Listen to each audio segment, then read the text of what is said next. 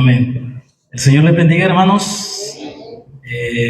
Vamos a hablar acerca de la palabra de Dios.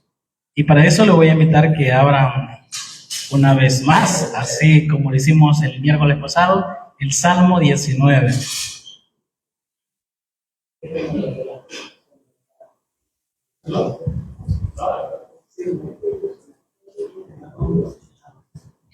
Salmo 19, vamos a leer versículo 7.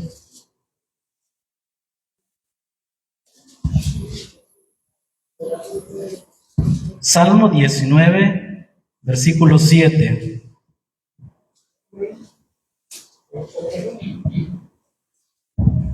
Amén. La palabra de Dios dice: la ley de Jehová es perfecta, que convierte el alma. El testimonio de Jehová es fiel, que hace sabio al sencillo. Los mandamientos de Jehová son rectos, que alegran el corazón. El precepto de Jehová es puro, que alumbra los ojos. El temor de Jehová es limpio, que permanece para siempre. Los juicios de Jehová son verdad, todos justos. Vamos a orar en esta noche. Padre y Dios que estás en el cielo, gracias te doy en esta hermosa noche por la oportunidad de que nos das de poder estar acá una vez más, un grupo de tus hijos, oh Dios. Hemos alabado su nombre, sabiendo quién eres, sabiendo que eres un Dios real, un Dios merecedor de toda alabanza, de toda gloria y de todo honor.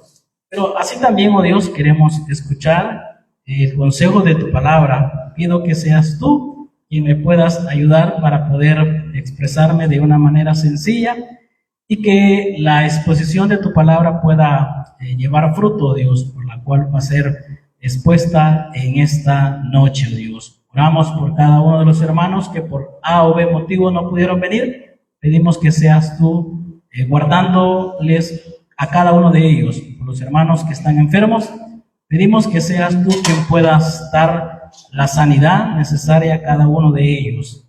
Y como siempre, oh Dios, que la gloria y la honra sea siempre para ti, en Cristo Jesús, Señor nuestro. Amén y amén. Bueno, hermanos, me toca exponer la palabra de Dios. Fíjense que hace unos 10 días aproximadamente, pues, encontré una memoria USB.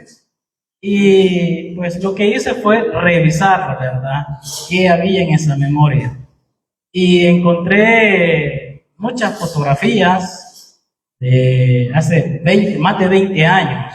Estuve viéndola, encontré esta predicación que vamos a exponerla nuevamente. Y recuerdo que esta meditación la expuse ya hace como unos 15, 16 años. Y me pareció bien, ¿verdad?, volverla a enseñar. Y obviamente pues recordé también, ¿verdad?, la palabra de Dios. Teniendo en cuenta, hermanos, que muchas veces nosotros tenemos algo que de repente pues olvidamos, así como la memoria que yo sabía que la había extraviado, pero realmente no sabía dónde estaba. Entonces, es así que por eso la meditación de esta noche, pues lo que quiero es recordarle la palabra de Dios, recordarle algunas cosas importantes que Dios nos ha dado a cada uno de nosotros. No sé si en algún momento usted recuerda una palabra de Dios y usted dice: yo sé que la Biblia lo dice así, ¿verdad? Aunque tal vez no recuerda bien la cita, pero usted dice, la Biblia dice esto. Entonces, es así como le digo que vamos a exponer en esta noche esta meditación. Y fíjense que el título de esta meditación, en su momento le puse: ¿qué puede hacer por mí la preciosa palabra de Dios? Obviamente lo hago de esta forma, que ¿qué puede hacer la palabra? ¿Qué puede hacer por mí la palabra de Dios? Porque muchas veces la palabra puede ser expuesta desde aquí, pero de usted depende si la palabra que se exponga acá puede dar fruto en usted o en mi vida. Por eso es que le pongo, ¿qué puede hacer por mí? Igualmente usted puede decir, ¿qué puede ser la palabra por mí? Y vamos a ver, de hecho traigo 10 puntos de que lo que hace la palabra de Dios en nuestras vidas. Obviamente, hermanos, para poder saber qué puede hacer la palabra por mí o por usted, ¿qué debemos de hacer? Ahí está, ¿verdad? O sea, obviamente tenemos que ir a la palabra de Dios. Hay muchas figuras, hay muchos dichos, por decirlo así, o hay un dicho en sí que a veces decimos, Señor, yo quiero que tú me hables. Pero no somos lectores de la palabra de Dios. Pensamos y queremos que Dios nos hable audiblemente, queremos que Dios nos hable, no sé, por alguien, ¿verdad? Pero déjenme decirle que la palabra de Dios, esta es la que nos puede ayudar a cada uno de nosotros, es la que nos habla momento a momento o día a día. Pero obviamente, esta palabra cerrada, esta palabra allá guardadita para que no le entre polvo, pues obviamente no va a hacer efecto en nuestras vidas. Entonces, ¿qué puede hacer por mí la preciosa palabra de Dios? El salmista, y esto fue lo que leímos el día de hoy, el salmista decía, la ley de Jehová es perfecta. Él se refería a todos los mandamientos de Dios, a todo lo que Dios dice. Pero yo le hago la pregunta, o yo le quiero decir, de que toda la Biblia en general es perfecta para usted y para mí. Y el salmista decía, es perfecta, que convierte el alma. Pero déjeme decirle de que no lo va a hacer sin su permiso. No lo va a hacer sin mi permiso, aunque tenga el poder. Pero Dios no traspasa esa decisión propia. Dios respeta su posición. Dios respeta mi posición. Y entonces dice que convierte el alma, el testimonio de Jehová, o sea, las palabras de Jehová. Todo lo que Jehová ha dicho, dice, es fiel. O sea que significa que todo lo que la Biblia dice es verdadero, porque quien lo ha dicho es fiel. En él hay verdad, en él no hay mentira. Y dice que hace sabio al sencillo. También dice el salmista, los mandamientos de Jehová son rectos. O sea que los mandamientos de Jehová prácticamente le van a guiar por el sendero correcto, por el camino acertado, por decirlo así. Nunca, si alguien se guía por los mandamientos de Dios, nunca va a terminar mal.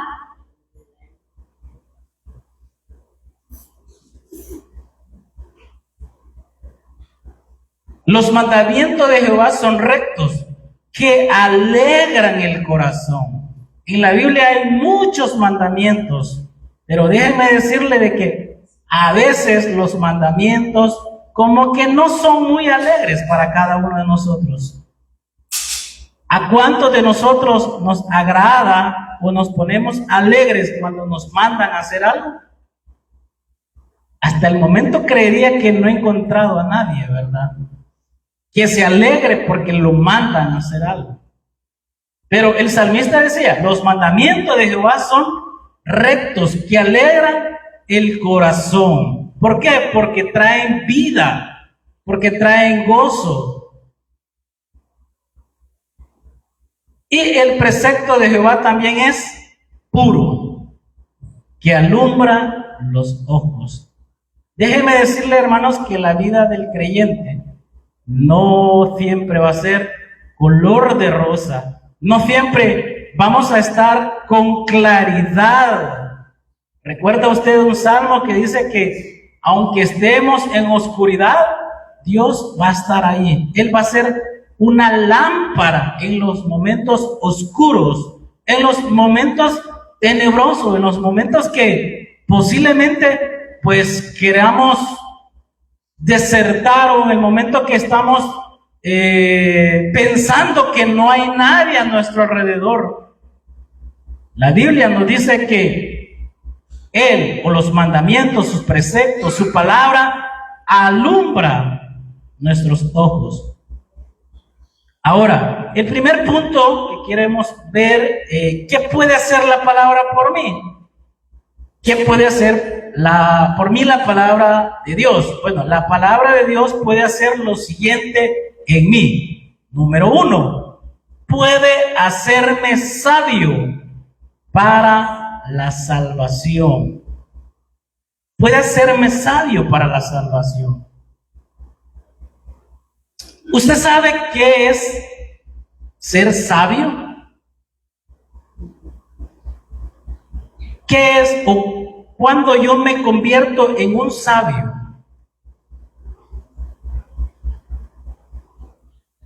Aparte de eso, ¿qué más? ¿Qué más?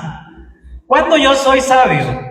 Bueno, yo soy sabio cuando se me dice lo que debo de hacer y qué es lo que no debo de hacer. Y obviamente hago lo correcto. Ahí estoy actuando sabiamente.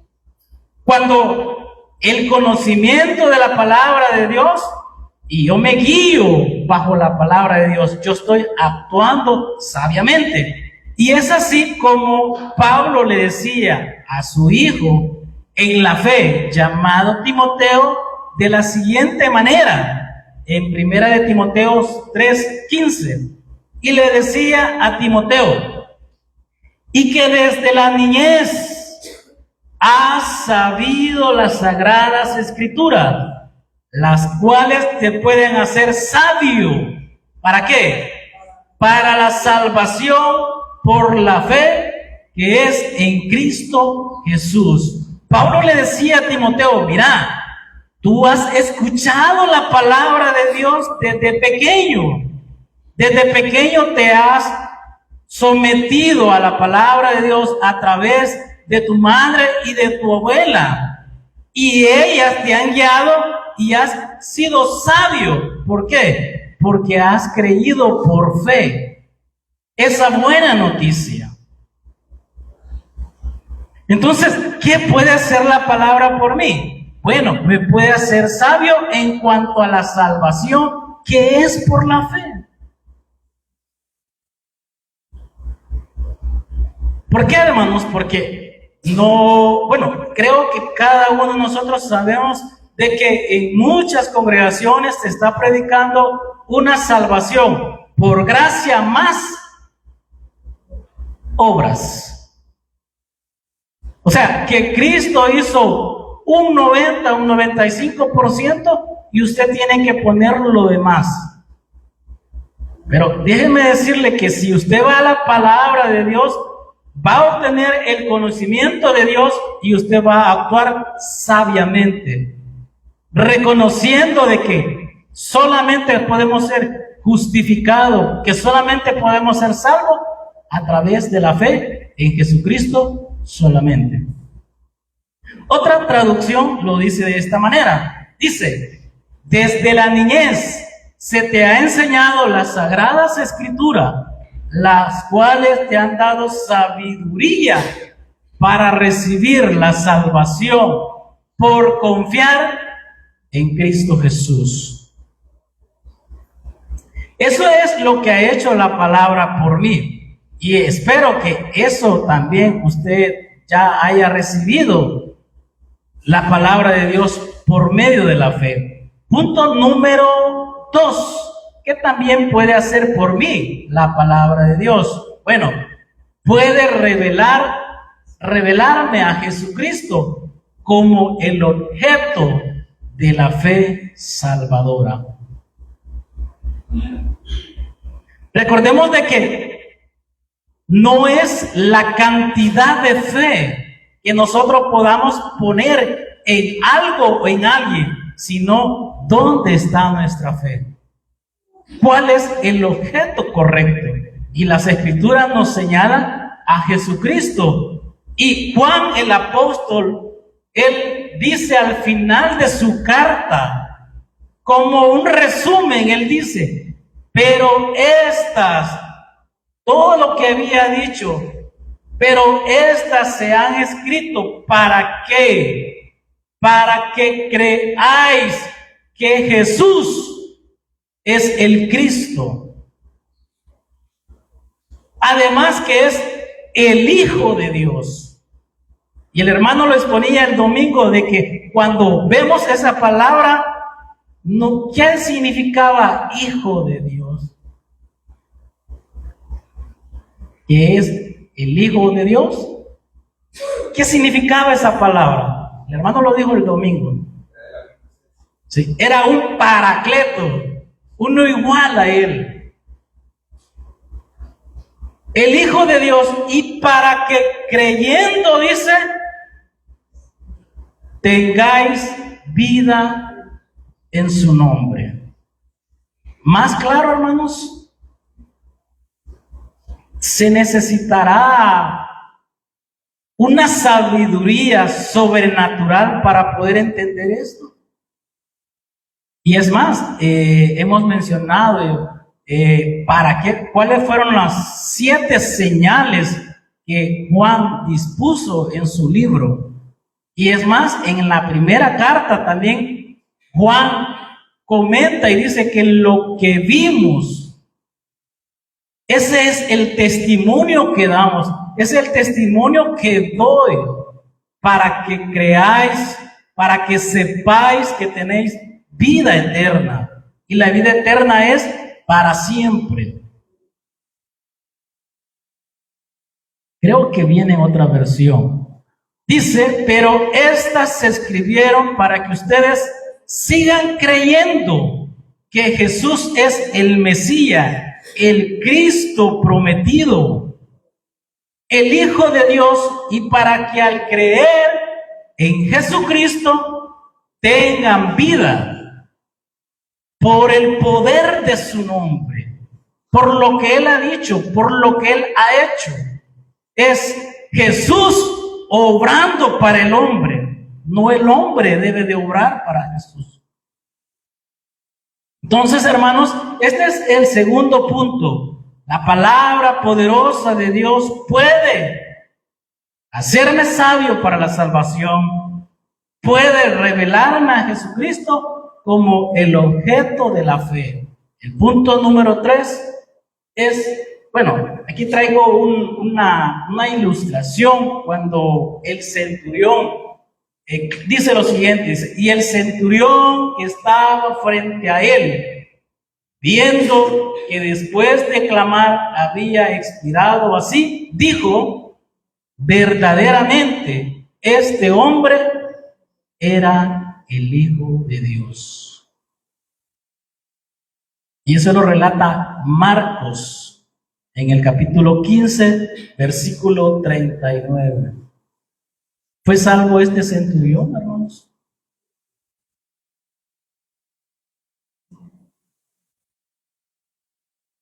Te dije que le era volumen. Te dije. ¿Fue salvo, hermanos? Ah, bueno. Era el volumen que está fallando. ¿Qué puede hacer la palabra por mí? Puede hacerme libre. ¿Le gusta esa palabra a usted, hermanos? Hay una alabanza que dice, libre, yo soy libre. Las cadenas de... Y todos bailando, haciendo libre o berrinche, ¿verdad? No habla de esa libertad, ¿verdad? Y el texto lo tenemos en San Juan, capítulo 8, versículo 31 al 32. Jesús está hablando y dice, dijo entonces Jesús a los judíos que habían creído en él, si vosotros permanecéis en mi palabra, seréis ¿qué? Verdaderamente mis discípulos y conoceréis la verdad, y la verdad os hará libres. Y los religiosos se pusieron furiosos porque dijeron que ellos no eran esclavos y estaban sometidos ¿por qué régimen en ese momento? Por el Imperio Romano. Pero ellos decían, nosotros no somos esclavos. Pero Jesús le dice a los que habían creído en él, dice, y conoceréis la verdad, y la verdad os hará libre. Sí, eso fue lo que dijo Pablo, pero hay otro apóstol llamado Pedro que dice, como libres, pero como los que tienen la libertad, pero no como los que tienen la libertad como pretexto para hacer lo malo, sino como siervo de Dios. ¿Por qué, hermanos? Porque muchas veces cuando hablamos de libertad, pensamos, bueno, entonces comamos y bebamos. Bueno, hoy no se debe decir así, ¿verdad? Peligroso. Es muy peligroso. Solo comamos. Porque somos salvos por gracias. Pero Pedro dice, mire, como libres, pero no como los que tienen la libertad como pretexto para hacer lo malo, sino que debemos ser libres. ¿Qué dice aquí? Sino como siervo de Dios, para el servicio de Dios.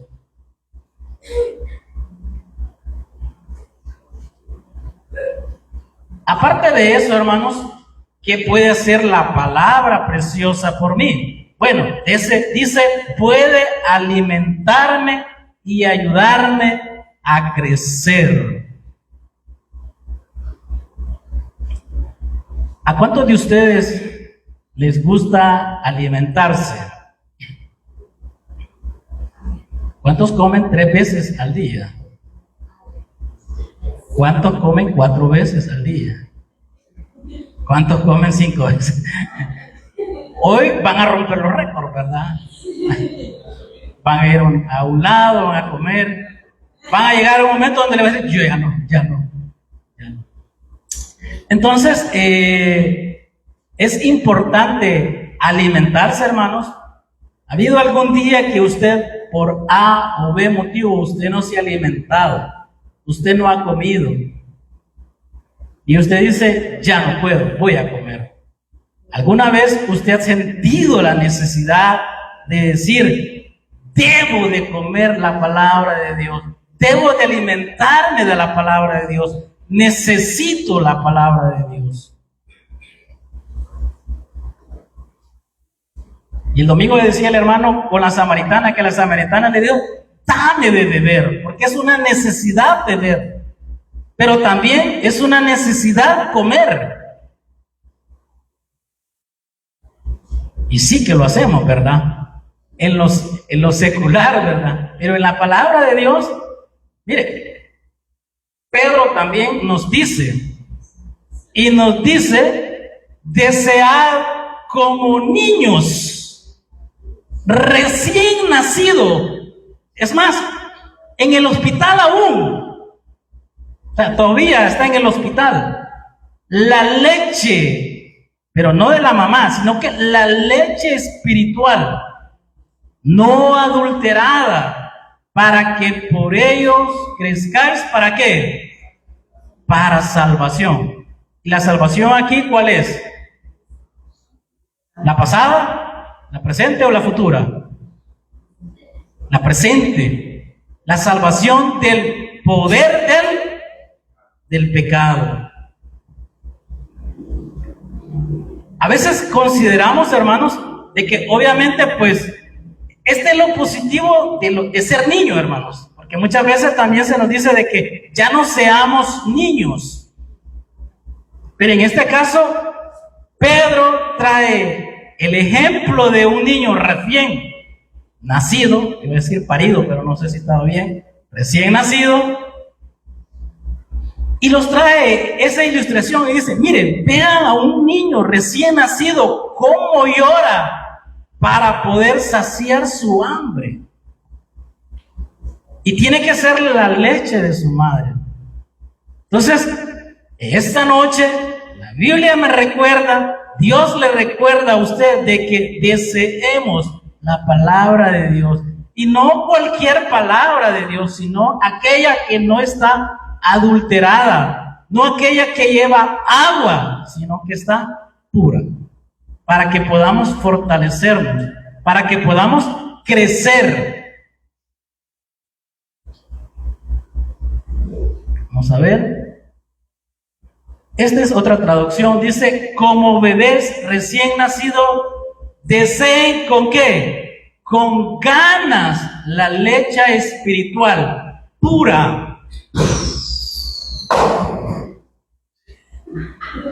La desearon mucho, que algo pasó con él. Para que, espiritual pura, para que crezcan a una experiencia plena de la salvación. Pidan a grito ese alimento nutritivo. ¿Alguna vez usted ha pedido a grito, quiero la palabra de Dios? No. Pide a grito, ya va a estar la comida. Bueno, yo hoy en la tarde, como no vi claro, la comida no la pedí a grito, me la tuve que hacer. Algo así. Ahora, ¿qué más puede hacer la preciosa palabra por mí? Bueno, puede obrar poderosamente en mí. La palabra de Dios tiene poder. Otra vez, volumen. La palabra de Dios tiene poder. Ya casi. Y dice el texto, hermanos. Fíjense que esto le escribe Pablo a esta iglesia. Esta es una de las iglesias modelo, es una iglesia que no le dice, no le reclama nada. Al contrario, desde comienza a elogiar. Y les dice lo siguiente: por lo cual también nosotros, sin cesar, damos gracias a Dios de que cuando recibiste la palabra de Dios que oíste de nosotros, la recibiste no como palabra de hombres, sino según es en verdad la palabra de Dios, la cual actúa en vosotros los creyentes. ¿Cómo recibieron la palabra que Pablo les llevó a esta iglesia de Tesalónica? ¿Cómo la recibieron? Dice que la recibieron no como que fuera de hombres. ¿Y cómo la recibimos nosotros cuando usted viene acá? Ay, ¿quién está predicando? Hoy no pensé que te fueras a reír pero se te brotó la verdad. La sinceridad. Bro. Esta iglesia dice que recibió la palabra y no la vio, la recibiste no como palabra de hombres. O sea, la recibieron como que era la palabra de Dios. Si no, dice, es en verdad. O sea, que todo lo que Pablo les dijo, les comentó, ellos lo recibieron como una verdad absoluta y no la cuestionaron. Y dice, la palabra de Dios, la cual actúa en vosotros los creyentes. Déjenme decirles, hermanos, que solamente la palabra de Dios va a actuar en un creyente, en un hijo de Dios. Pero vuelvo a repetir, usted, yo, debo de dejar que la palabra actúe en mí. Si yo no me dejo, la palabra no actúa.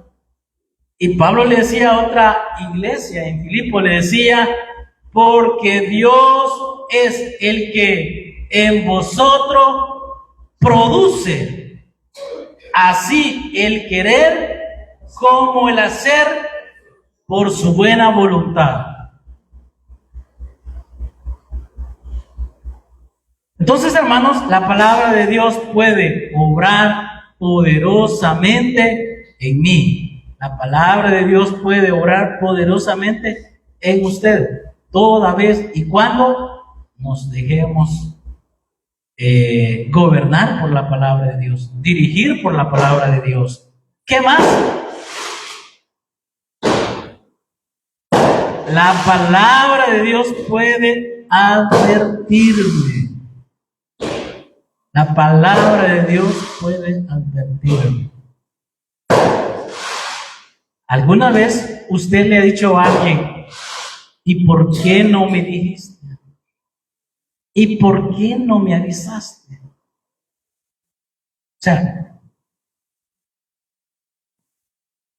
sea, necesitamos una advertencia. Déjeme decirle que la palabra de Dios nos advierte. Y cuando nos advierte es porque hay un peligro, ¿verdad? ¿Pero qué dice la palabra de Dios? Bueno,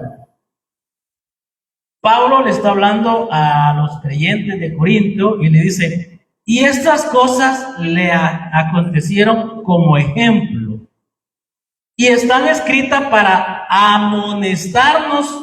¿A quiénes? A nosotros, a quienes han alcanzado los fines de los siglos. Así que el que piense estar firme, mire que no caiga. La advertencia aquí, hermano, es que hablando de los israelitas, Pablo le dice, mire, ustedes como iglesia pueden estar firmes, pero en algún momento pueden caer. Y vean lo que está escrito de los judíos, de los israelitas. ¿Qué había pasado con los israelitas? Bueno, los israelitas fueron personas idólatras. Y eso lo puede ver usted en el libro de 1 Corintios capítulo 10, en los primeros versículos.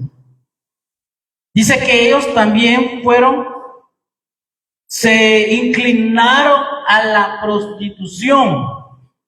Y nombra un evento donde murieron 23,000 personas. También habla de que el pueblo judío puso a prueba a Cristo.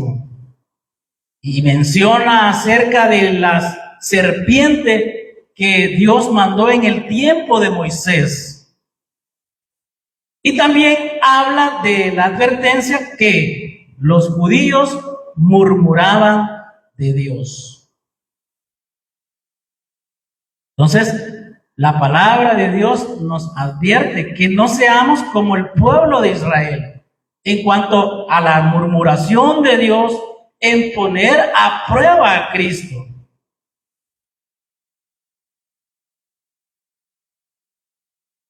En cuanto a los ídolos que podamos tener, y no solamente el ídolo, aquel que está en una iglesia.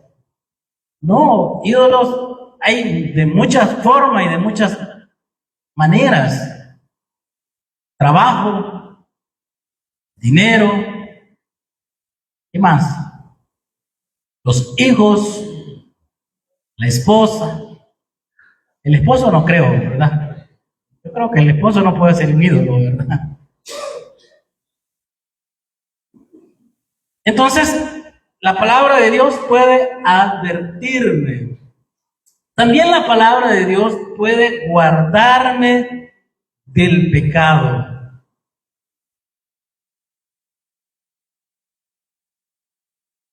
Y el salmista decía en el Salmo 119:11, dice, en mi corazón he guardado tus dichos para no pecar contra ti. Ordena mis pasos con tu palabra, y ninguna iniquidad se enseñoree de mí.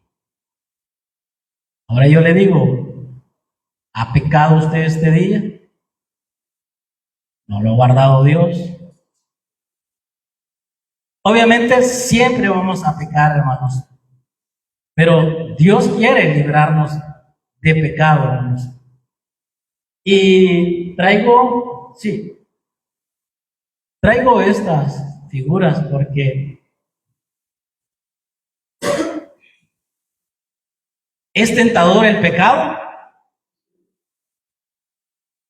seduce, ¿verdad? Atrae, es atractivo, es placentero. Pero dice acá, ¿y qué duras son sus consecuencias? Hablando del ratoncito.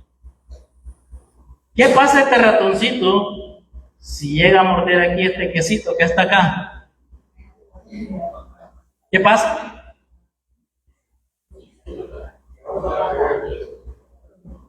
Dice el hermano allá, filósofo Carlos Giovanni, que si sirve, pues puede hacer que lo mate, ¿verdad? Y en teoría que si no, pues se lo come y se va.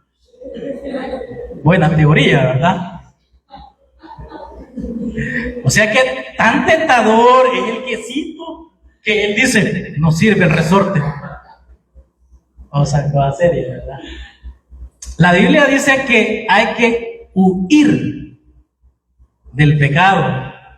Pero el hermano me trajo el domingo ¿a quién cree usted que este gordito va huyendo del pecado? ¿Va huyendo del pecado? El pecado va huyendo del creyente.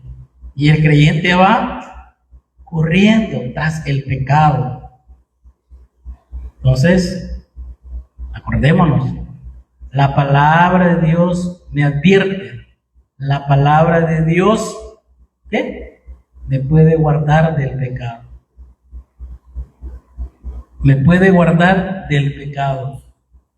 Creo que traigo otros ejemplos. ¿Conoce esas ilustraciones? ¿Conoce al pelón que está aquí? Sin sus ojos, después de que era juez, después de tener una gran fuerza, la fuerza que tenía lo hacía para moler. ¿Y estos dos quiénes son?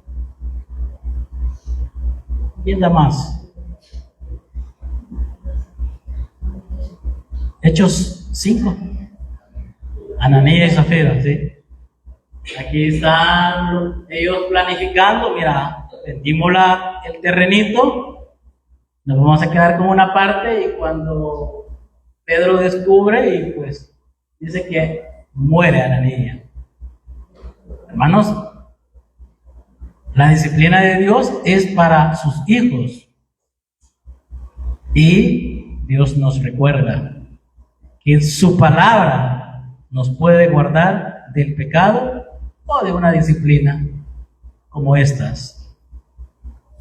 ¿Qué más? La palabra de Dios puede edificarme. Rápidamente, Pablo dice en Hechos 20:32, hablándole a los ancianos de Mileto, le dice: y ahora, hermanos, os encomiendo ¿a quién? A Dios y a la palabra de su gracia, que tiene poder para sobreedificaros y daros herencia con todos los santificados. La palabra de Dios, la palabra de su gracia, dice, tiene el poder para sobreedificarnos. ¿Y cómo nos vamos a sobreedificar?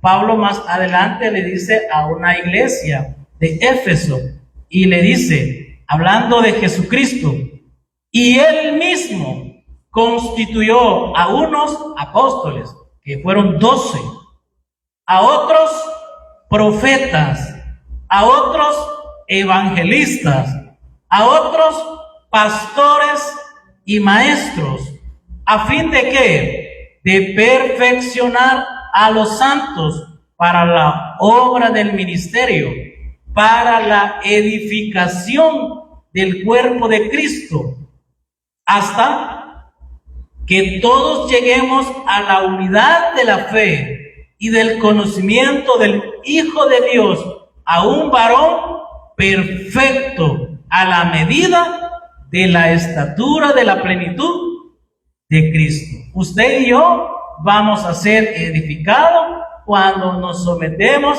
a las enseñanzas de ¿quiénes? De los evangelistas, de los pastores y maestros. Cuando recibimos aquella palabra, no como que sea de ellos, sino como la palabra de Dios. No que la recibimos como me cae mal, no, me está advirtiendo. Y vamos a continuar porque tiempo casi no hay. Puede mantenerme en el camino de Dios, la palabra de Dios. Texto dice que toda la escritura es inspirada por Dios y es útil para enseñar, para redarguir, para corregir, para instruir en justicia. ¿A quién, hermanos?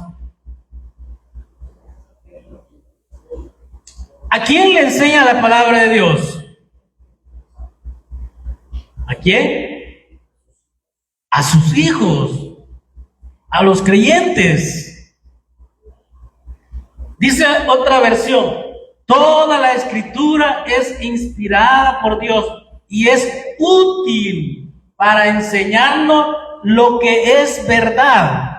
Ella nos dice cómo debemos de guiarnos y para hacernos ver lo que está mal en nuestras vidas. Si la palabra de Dios me dice que estoy actuando mal, si la palabra de Dios le dice que usted está actuando mal, ¿qué debo de hacer yo? Aquí está, lo siguiente. Nos corrige cuando estamos equivocados y nos enseña. O sea, si vamos por acá, nos dice, ve por ahí, es por acá, regresate.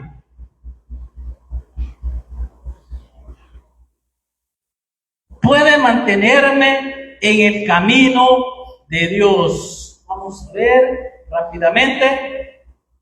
El hermano lo ha mencionado, creo que 2 domingos. Puede darme la certeza.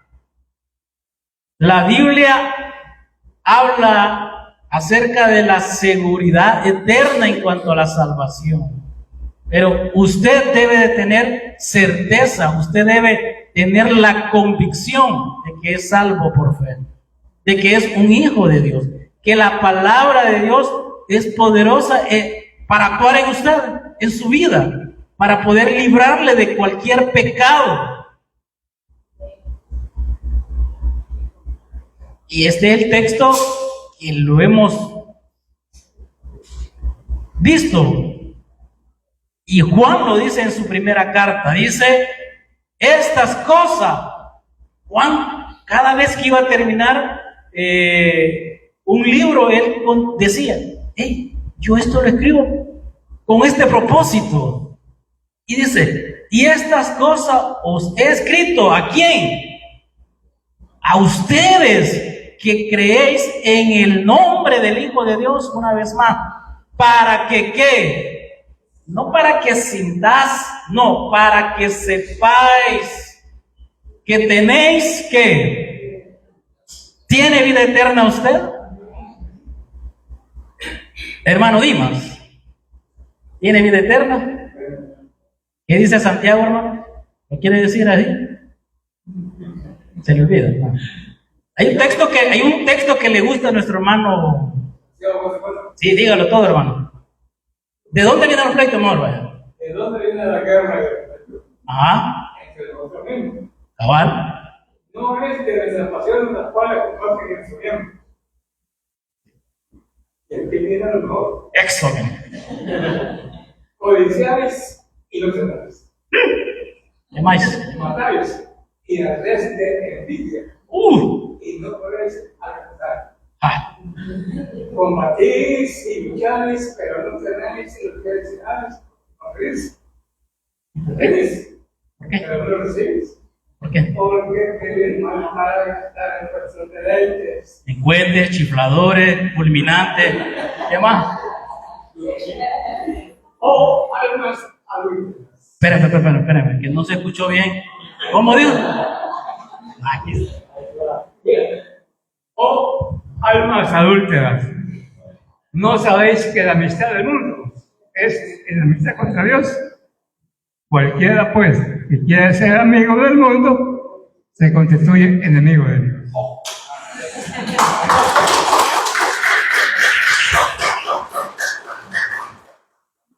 Y él es el hermano Dimas, el papá de nuestra hermana Rosy, ¿verdad? Abuelo de Fran. El que todavía no está muy seguro de su salvación, dice. Dice otra parte o otra. Dice, le he escrito estas cosas a ustedes que creen en el nombre del Hijo de Dios para que sepan que tienen vida eterna. Y el hermano dice que está enfermo, dice que se le olvidan las cosas. Ese texto no se le ha olvidado, por eso lo puse a decirlo, ¿verdad? Así es que. Y por último, fíjense que Pablo le decía a los hermanos de Roma, y ese, hablando de la certeza, ¿verdad? Hablando de la seguridad, Pablo decía lo siguiente: y estoy convencido de que nada podrá jamás separarnos del amor de Dios. Y Pablo enumera: ni la muerte, ni la vida, ni ángeles, ni demonios, ni nuestros temores de hoy, ni nuestras preocupaciones de mañana, ni siquiera los poderes del infierno pueden separarnos del amor de Dios. Continúa. Ningún poder en las alturas ni en las profundidades. De hecho, dice, nada en toda la creación podrá jamás separarnos del amor de Dios que está revelado en Cristo Jesús, Señor nuestro. Esa era la convicción de Pablo. Pero hay otra persona que lo dice mucho que mejor. Son palabras bonitas estas, pero esta también, miren. Y dice: y yo les doy vida eterna, y no perecerán jamás, ni nadie las arrebatará de mi mano. Menciona y dice: mi Padre que me la dio es mayor que todos, y nadie la puede arrebatar de la mano de mi Padre. ¿Quién lo dijo? Jesucristo es Dios. Él es el fiel. Él es el verdadero. Él no puede mentir. Entonces, conclusión, estamos en la mano de Dios y jamás nada nos puede sacar de la mano de Dios. Vamos a orar. Padre y Dios que estás en el cielo,